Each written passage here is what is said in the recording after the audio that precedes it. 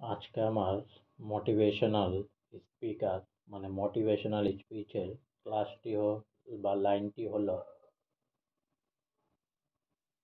ভারতবর্ষকে যদি বিদেশের থেকেও ডেভেলপ দেখতে হয় তাহলে নরেন্দ্র দামোদর দাস মোদির পার্টিকে জিতাতে হবে। আর নরেন্দ্র মোদিকে অলওয়েজ পিএম বানাতে হবে। আর তার সাথে আরেকটা মোটিভেশনাল লাইন হলো,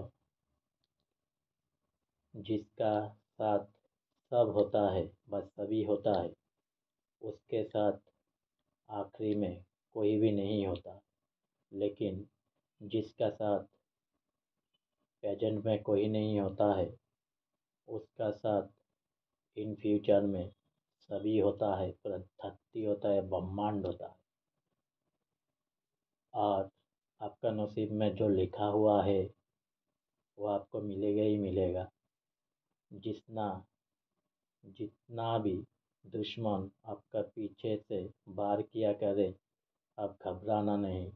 आप सिर्फ गॉड का ऊपर में बिलीफ रखना और अपने अपने ऊपर पर बिलीफ रखना और अपनी ऑनेस्टी का बजाय रखना। आपका जीत होगा ही होगा, क्योंकि सत्यों का जीत हमेशा होता है और लायर का जीत कभी नहीं होता है।